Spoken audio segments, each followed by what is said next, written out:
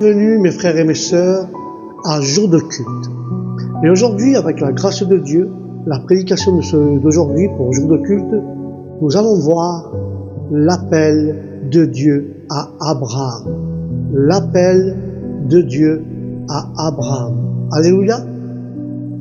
Et nous voyons dans Genèse 11, chapitre 10 à 32, nous voyons ici l'appel de Dieu à Abraham.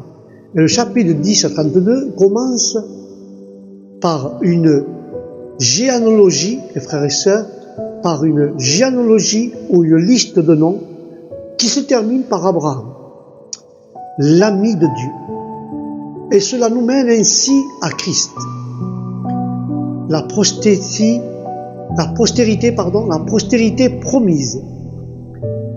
Fils d'Abraham, il ne reste dans les annales que leur nom et leur âge. On dirait, frères et sœurs, que le Saint-Esprit les a introduits à toute vitesse dans l'histoire d'Abraham.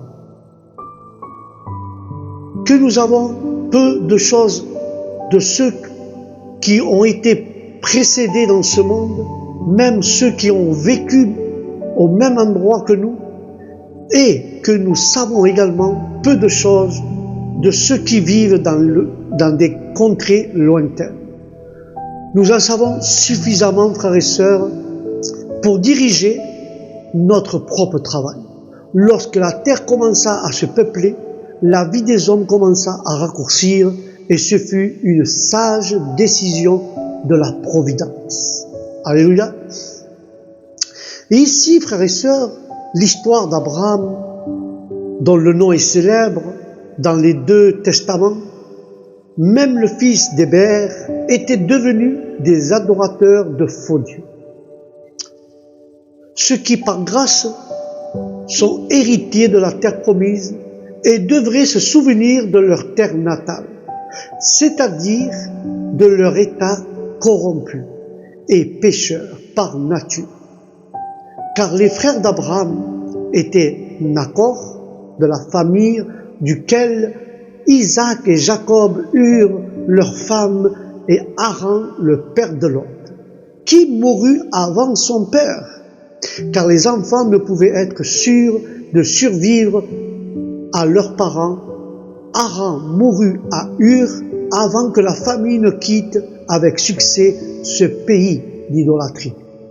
Et là, nous voyons un peu la famille d'Abraham, et là, on nous explique comment est venu l'appel d'Abraham à Dieu.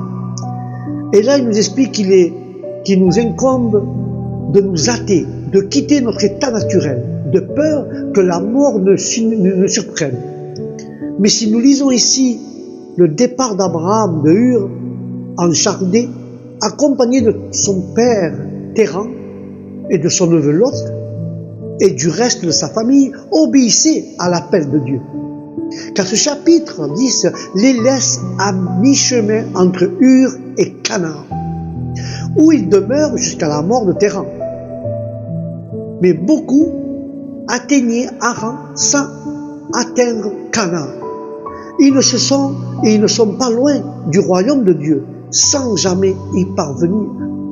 Ils n'étaient pas loin du royaume de Dieu, mais ils n'ont jamais parvenus.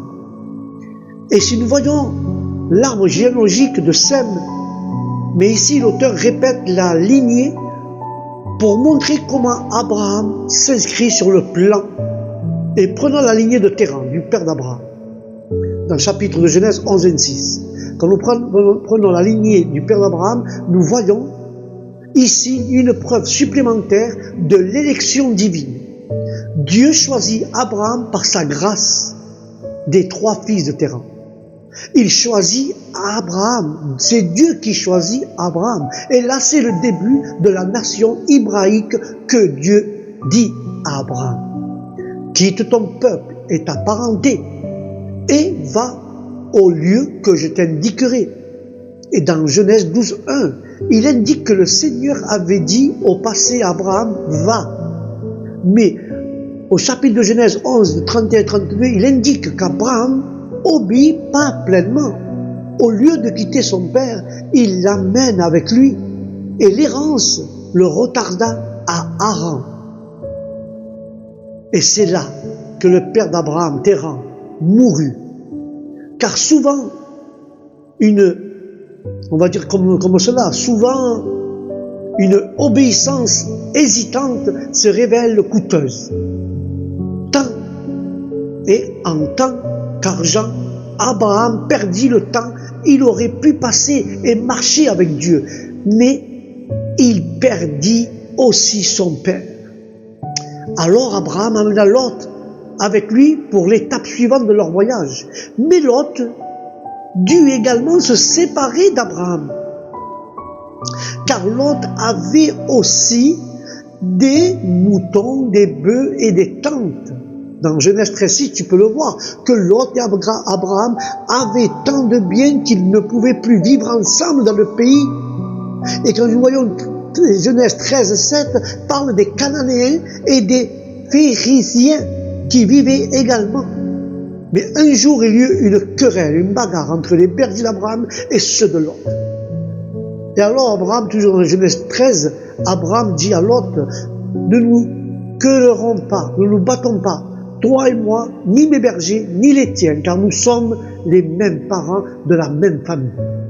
Et c'est pour ça que dans Genèse 13:9, il va dire, il y a du pays pour nous tous. Va dans une autre région, s'il te plaît. Si tu vas à gauche, j'irai à droite. Et si tu vas à droite, j'irai à gauche. Mais nous ne devons pas nous séparer. Alors Lot regarde autour de lui et vit la vallée de Jourdain, qui était toujours pleine d'eau. Car avant que Dieu ne détruise les villes de Sodome et Gomorrhe, toute cette vallée, jusqu'à Tossar, était aussi belle que le jardin d'Éden, et aussi fertile que le pays d'Égypte. Alors Lot choisit dans toute cette vallée et partit vers l'Orient. Ainsi Abraham et Lot ne se séparèrent. Alors Abraham resta et habita dans le pays de Canaan, tandis que Lot habita dans les villes de la vallée du Jourdain, près de Sodome. Alors là, nous voyons que les habitants de ce lieu étaient très méchants et commirent beaucoup de péchés contre Dieu. Mais après qu'Abraham se fut séparé de Lot, Dieu lui dit, regarde où tu es, lève les yeux, regarde vers le nord et vers le sud, l'est et l'ouest. La richesse non seulement crée la discorde en tant que le sujet de dispute le plus courant, mais elle peut aussi inciter à un esprit de querelle, en rendant les gens orgueilleux et cupides. Et là, nous pouvons voir, la mienne et la tienne sont de grandes sources de colère dans le monde. Ma colère et ta colère sont de grandes sources de colère dans le monde pour avoir ces querelles. Car la pauvreté et le travail, le manque de l'errance n'ont pas pu séparer Abraham et Lot, mais la richesse le pouvait. Quand on est pauvre l'un et l'autre, nous ne nous séparons pas, mais quand nous sommes riches, nous séparons de la famille, nous séparons de nos enfants, nous séparons des gens pour qu'ils ne demandent rien. Nous voulons notre richesse que pour nous. Alors Abraham et Lot, mais la richesse les pouvait séparer. C'était des mauvais serviteurs, et de mauvais serviteurs ont souvent fait beaucoup de mal dans les églises, dans les familles, dans les voisins, par culpabilité de leur orgueil et de leur passion envers leur argent. Et comme ils voulaient être riches envers leur argent, comme ils voulaient être riches, ils voulaient tout avoir pour eux. Alors, ils se créaient, c'était des mauvais serviteurs, de mauvaises femmes de pasteurs. Mais là, la parole dit que ils ont fait beaucoup de mal dans les familles, entre les voisins, par culpabilité de leur orgueil et de leur passion, et en rapport à l'argent, parce qu'ils veulent s'enrichir, alors ils mentent, et rapport à leurs mensonges, à leurs calomnies et à leur commérage. Ceux qui font cela sont des serviteurs du diable. Ceux qui agissent comme ça sont des serviteurs du diable et les pires ennemis de leur maître. Ceux qui aggravé les conflits et que les Cananéens et les Phérésiens habitèrent le même pays. Et c'est pour ça que les colères des professeurs sont un reproche à la religion et à une occasion de blasphémer. les ennemis du Seigneur. Mais il est préférable de préserver la paix, afin qu'elle ne soit pas rompue. Mais l'autre meilleure chose est à faire. Si des différends surgissent, il faut étouffer rapidement le feu avant qu'il prenne. C'est Abraham, bien qu'aîné et plus sage, qui a tenté d'apaiser cette discorde, alors qu'Abraham se révèle d'être un homme calme, maîtrisant ses passions et en sachant calmer la colère par une réponse douce. Calmons notre colère vers une réponse douce. Ceux qui maintiennent la paix ne devraient jamais rendre le mal pour le mal. Car d'un esprit concédant, Abraham était prêt à implorer même son intérieur ou son inférieur à être en paix. Car le peuple de Dieu devrait être là et devait être pour la paix. Le peuple de Dieu n'est pas pour les querelles, et pas pour les mensonges, et pas pour les bagarres. Il est indépendant. Il doit être pour la paix, il doit être indépendamment à ceux qui soutiennent les autres et pas se disputer. Nous devons soutenir nos frères et pas nous quereller avec eux. Car l'appel d'Abraham pour la paix était très puissant. Que les habitants du pays se disputent pour les broutilles, mais ne laissons pas séduire, et ne nous laissons pas séduire, nous qui savons mieux et qui espérons un pays meilleur. Car les croyants et chrétiens devraient veiller à éviter les bagarres, les conflits, car beaucoup se disent pour la paix sans rien faire pour elle. Ce n'est pas le cas d'Abraham. Lorsque Dieu daigne nous supplie de nous réconcilier, nous pouvons bien nous implorer les uns avec les autres. Bien que Dieu ait promis à Abraham de donner cette terre à sa descendance, mais il offrit néanmoins une part égale, voire supérieure à l'homme, et qui n'ait aucun droit légal, et protégé par la promesse divine. Alors là, nous voyons, il ne voulut pas se montrer dur envers son parent, mais il est noble d'être prêt à abandonner cette terre pour le nom de la paix. Car la paix, c'est Jésus. Et au nom de Jésus, nous abandonnons les guerres, nous abandonnons ce qui ne convient pas. Nous abandonnons, si les personnes y veulent ça, donnez-y, abandonne cette terre au nom de la paix. Nous devons abandonner les querelles, abandonner les mensonges, abandonner les calomnies au nom de la paix. C'est pour ça, lorsque Abraham proposa cette option à Lot, il accepta immédiatement, car la passion et l'égoïsme rendent les hommes impolis. C'est pour ça que Lot contempla la richesse de la terre. Il ne doutait donc pas qu'il prospérait sur un sol aussi fertile. Mais quel résultat aura-t-il? Ceux qui, dans le choix de leur relation et de leur vocation et de leur demeure ou de leur établissement, sont guidés et gouvernés par la convoitise de la chair. Car la convoitise des yeux ou l'orgueil de la vie ne peuvent espérer la présence ni la bénédiction de Dieu. Ils sont souvent déçus, même par ceux qui visent en premier lieu. Ce principe devrait guider tous nos choix. Ce qui est le meilleur pour nous est le meilleur pour nos âmes. Et là, nous devons comprendre que Lot ne prêtait guère attention à la méchanceté des habitants. Les hommes de Sodome étaient des pécheurs audacieux et imprudents. Telle était l'iniquité de Sodome, l'orgueil, l'abondance du pain et l'abondance des loisirs. C'est pour ça que le livre d'Ézéchiel 16:49 nous parle de cela, que Dieu accorde souvent l'abondance aux grands pécheurs. Vivre parmi des mauvais voisins est souvent a été le lot vexatoire des hommes de bien. Et ça doit être autant plus douloureux si, comme Lot, ici, ils sont attirés par un mauvais choix. Ceux qui sont les mieux placés pour recevoir la grâce divine, ce sont ceux dont l'esprit est calme et imperturbable. Alléluia. C'est pour ça que Dieu compensera largement par la paix de l'esprit ce que nous perdons en persévérant la paix avec notre prochain. Lorsque nos relations sont éloignées de nous, Dieu n'est pas avec nous. Et si nous observons également les promesses par lesquelles Dieu réconforta et enrichit Abraham, il lui assura deux choses: une bonne terre et une nombreuse descendance.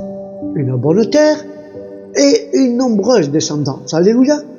Et pour en profiter, les perspectives ouvertes par la foi sont plus riches que plus belles. Et celles que nous voyons autour de nous sont plus riches et plus belles. Car Dieu a fait parcourir le pays, non pas pour qu'il s'installe, mais pour qu'il demeure à jamais instable et le parcourir en quête d'un Canaan meilleur. Alléluia. Et il a construit, Abraham, il a construit un autel. Il a construit un autel en signe de gratitude envers Dieu. Lorsque Dieu nous comble de promesses, de bienveillantes, il attend de nous que nous lui obéissons avec humilité et louange. Mes frères et mes sœurs, au milieu des difficultés extérieures, il est très bénéfique pour le vrai croyant de méditer sur le glorieux héritage que le Seigneur nous réserve pour la fin des temps. Alléluia. Et là nous voyons quelle beauté, que Abraham fit confiance en Dieu. Il a obéi lorsque Dieu lui ordonna de quitter son pays et d'aller dans le pays qu'il lui donnerait, même s'il ne savait pas où il allait. C'est pour ça que le livre des Hébreux 11:9 parle de cela, qu'Abraham fit tellement confiance en Dieu, frères et sœurs, écoutez bien, Abraham fit tellement confiance en Dieu qu'il a vécu comme un étranger dans le pays que Dieu lui avait promis. Il habita sur des tentes, tout comme Isaac et Jacob, à qui Dieu avait également promis ce pays. Dans le livre des Hébreux, toujours 11:10, il va nous dire de cette manière qu'Abraham avait fait confiance, qu'un jour, il verrait la ville que Dieu avait conçue et bâtie sur des fondations solides. Abraham fit confiance en Dieu, ainsi bien qu'à sa femme Sarah fut très âgée et qu'elle a pu avoir d'enfants. Mais Dieu lui a donné la force d'avoir un fils. Et Abraham avait confiance que Dieu tenait ses promesses. Abraham avait confiance que Dieu tenait ses promesses. Et je te dis à toi, ceux qui m'écoutent aujourd'hui, ne désespère pas, mais fais comme Abraham. Abraham savait, il avait confiance que Dieu allait accomplir ses promesses. Eh bien, il a même confiance qu'Abraham, que Dieu va accomplir tes promesses au nom de Jésus. Et c'est pour ça qu'ainsi, Abraham, bien qu'il fût presque mort, eut une descendance aussi nombreuse que les étoiles du ciel et que le sable de la mer. On ne peut pas la compter, le sable, les grains de sable de la plage, on ne peut pas les compter ni les étoiles, car tout cela moururent sans avoir reçu ce que Dieu leur avait promis. Parce qu'ils ont eu simplement confiance en Dieu, ils l'ont vu de loin, se sont réjouis, car ils savaient qu'ils étaient que des étrangers dans ce monde. Et nous, dans ce monde, à l'heure actuelle, nous sommes des étrangers, car notre vie, là, nous, elle est dans les cieux. Nous sommes des citadins du ciel et pas de ce monde. C'est pour ça qu'Abraham se sentait comme un étranger ici, son vrai pays, il était citadin du ciel, de la nouvelle Jérusalem. C'est pour ça, parce qu'il a eu confiance en Dieu. Il a eu confiance en Dieu. Et ils n'ont pas vu. Et ils ont vu les promesses de Dieu de loin. Et se sont réjouis. Car ils savaient qu'ils étaient étrangers dans ce monde. Alors il est donc clair que ceux qui reconnaissent cela cherchent encore une patrie. Et qu'ils ne pensent pas retourner dans le pays d'où ils sont venus. Car autrement, ils seraient retournés. Nous sommes ici comme des étrangers. C'est pour ça qu'Abraham aspirait à une meilleure place au ciel. C'est pour ça que Dieu a préparé une cité dans le ciel. Il n'a pas eu honte d'être appelé leur Dieu. Abraham avait confiance en Dieu lorsqu'il a voulu savoir s'il obéissait ou non. C'est pourquoi Abraham a pris son fils Isaac pour l'offrir en sacrifice. Peu lui importait Abraham qu'il soit son fils unique, il le donna à Dieu. Ni que Dieu lui ait promis qu'il avait par Isaac une descendance nombreuse. Mais Abraham savait que Dieu avait le pouvoir de ressusciter les morts. Pour ça, il lui avait offert, parce qu'il avait promis qu'à travers d'Isaac, il allait avoir une descendance plus grande. Alors Abraham a donné à Dieu son fils Isaac, parce qu'il savait le pouvoir de Dieu, que Dieu ressuscitait les morts. Il avait cette confiance qui signifie qu'Abraham n'avait pas besoin de tuer son fils. C'était comme si Isaac était revenu à la vie. Nous sommes souvent appelés à quitter les relations, les intérêts et le confort du monde pour revenir à la vie. Nous sommes appelés à quitter les choses du monde. Si nous sommes héritiers de la foi d'Abraham, nous devons obéir et persévérer, même si nous ne savons pas ce qui va nous arriver, et nous serons trouvés sur le chemin du devoir, en cherchant l'accomplissement des promesses de Dieu. Alléluia! Car la foi d'Abraham fut mise à l'épreuve par un simple. Par un simple. C'est pour ça. Abraham a persévéré. Il a cherché l'accomplissement des promesses. Et la foi d'Abraham fut mise à l'épreuve par sa simple obéissance totale à l'appel de Dieu. Dieu a dit, mets ton fils, il a obéi à l'appel de Dieu, il a donné son fils, vas-y là-bas, il a fait cela, il a obéi à l'obéissance, à l'appel de Dieu. Est-ce que nous obéissons à la parole de Dieu quand Dieu nous parle de pardonner nos frères, de ne pas être arrogant, de ne pas faire des richesses sur la terre, de ne pas être avare, de nous séparer du monde? Est-ce que nous obéissons par simplement à l'obéissance totale, à l'appel de Dieu? Et là, nous voyons que Sarah a reçu la promesse comme une promesse divine. Convaincue de cela, elle jugea sincèrement qu'il pouvait, il voulait accomplir. Nombreux sont ceux qui ont part aux promesses, qui tardent à recevoir des choses promises. Mais laisse-moi te dire, les choses tardent à recevoir les choses que Dieu nous promet, mais la foi peut saisir les bénédictions de loin. Elle peut les rendre présentes, elle peut les aimer, et on peut les aimer et s'en réjouir dans notre cœur, même si elles sont étrangères. Et tel des saints dont la demeure est le ciel. Le ciel est pour les saints, tels des pèlerins rentrant chez eux, mais par la foi. Ils ont vaincu les terreurs de la mort. Ils ont dit un joyeux adieu à ce monde et à tous ses bienfaits et à ses souffrances. Ceux qui ont été appelés et véritablement sauvés de l'état du péché ne souhaitent pas ni y retourner. Tous les vrais croyants, tous les vrais chrétiens désirent l'héritage céleste.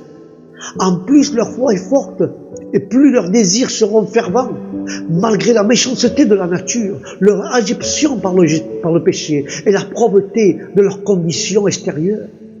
Dieu n'a pas honte d'être appelé le Dieu de tous les vrais croyants. Dieu n'a pas honte d'être appelé le Dieu de tous les croyants. Telle est sa miséricorde. Tel est son amour pour eux. Qu'il n'ait jamais eu honte d'être appelé son peuple, ni quiconque est véritablement aussi méprisé soit-il dans ce monde. Surtout qu'il veille à ne pas être une honte ou un opprobre pour Dieu. Car le plus grand texte des actes de foi, rapporté à celui d'Abraham, offrant Isaac. Car chaque parole est une épreuve. Notre devoir est de dissiper nos doutes et nos craintes en nous tournant comme Abraham vers le Tout-Puissant, vers notre Dieu. Car la meilleure façon de jouir de nos bénédictions est de les donner à Dieu. Alors il nous les rendra de la meilleure façon possible. Et je vais conclure avec cela. Examinons dans quelle mesure notre foi a suscité une obéissance séminaire lorsque nous avons été appelés à des actes d'abrogation ou de sacrifice plus modestes dans l'accomplissement de notre devoir. Avons-nous abandonné ce qui nous a été demandé? Abandonne ta cigarette, abandonne l'alcool, abandonne ceci, abandonne cela. Est-ce que nous avons abandonné ce que Dieu nous a demandé pleinement, convaincus que le Seigneur compensera toutes nos pertes et il nous accordera même les dispensations les plus pénibles? C'est pour ça, on va conclure avec le livre des Hébreux, chapitre 11, versets 8 et 9. Le résumé, la foi d'Abraham. Quelqu'un a dit qu'Abraham a cru à Dieu alors qu'il ne savait pas où, comment et pourquoi. Il faut souligner de nouveau que Dieu n'a pas appelé Abraham en raison de ses mérites. Mais il n'en avait aucun mérite. Il était citoyen d'une ville d'idolâtrie, Ur en Chaldée. Si Dieu ne s'était pas révélé à lui, il serait mort comme incroyant. Mais d'un point de vue humain, le choix par Dieu, Abraham et Sarah, qui n'avaient pas d'enfant, étaient insensés. Mais en fin de compte, cela a apporté une grande gloire à Dieu et une grande bénédiction au monde, au nom de Jésus. Amen, amen et amen. C'était la parole d'aujourd'hui, la prédication d'aujourd'hui, l'appel de Dieu à Abraham. J'espère que cela va vous réveiller votre conscience et nous devons abandonner ce que nous devons abandonner. Et si Dieu ne nous sort pas de la situation comme Abraham est sorti de cette vie d'idolâtrie, alors il serait mort comme un incroyant. Que Dieu ait miséricorde de ma vie, de votre vie. Que Dieu nous sorte de nos situations, que ce soit en rapport à la richesse, rapport au mensonge. Que Dieu nous sorte de notre ville, de notre intérieur, de notre ville, de notre situation où on se trouve, pour que Dieu nous amène et nous apporte une grande gloire dans nos cœurs et une grande bénédiction. Alléluia. Voilà mes frères et mes sœurs, c'était la prédication au jour de culte, l'appel de Dieu à Abraham. Sur ce, je vous dis au prochain programme jour de culte, que Dieu vous bénisse, que la paix de Dieu soit avec vous et avec toute votre famille. Et je vous dis au prochain programme, Shalom.